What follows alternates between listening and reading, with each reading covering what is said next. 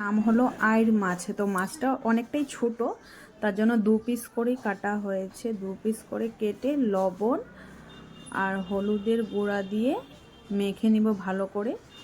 তো মাছগুলো আইড় মাছ অ্যাকচুয়ালি বড় খেতেই ভালো লাগে। তো এখন কড়াই বসিয়ে আগে মাছটাকে ভেজে নিব ভালো করে। ভাজার পরে তারপরে আলু দিয়ে ঝোল বানাবো। তো ফার্স্টে মাছটাকে ভাজা হয়ে নাও। তো মাছগুলো এখন ভাজা হচ্ছে যেহেতু, তো তার জন্য মাছগুলো অল্প ভাজা হয় না, মাথাগুলোই ফার্স্টে ভাজা করছি। পরে আয়ের মাছ ভাজতে অনেকটাই ভয় লাগে, কেন মাছগুলো ভাজলে কী হয় শরীরে ফুটে আসে। তখন আমার আয়ের মাছ ভাজা হয়ে গেছে। তো আলু দিয়ে ঝোল বানাবো যেহেতু, এখন তেল গরমও হয়ে গেছে।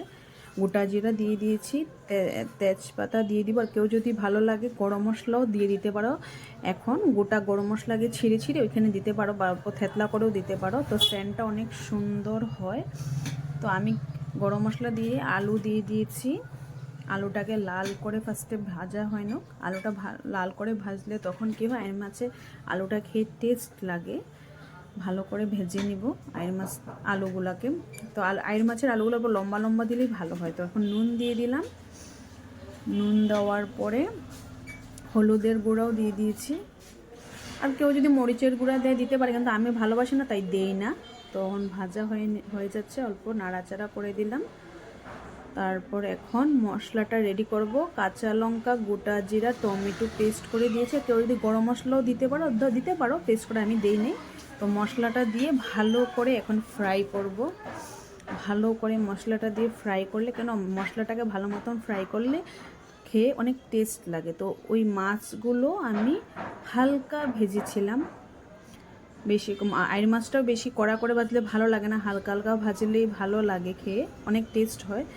তো এখন ভালো করে ফ্রাই হচ্ছে যেহেতু, মশলার মধ্যে আমি কি করব, মাছগুলোও এখন দিয়ে দিব।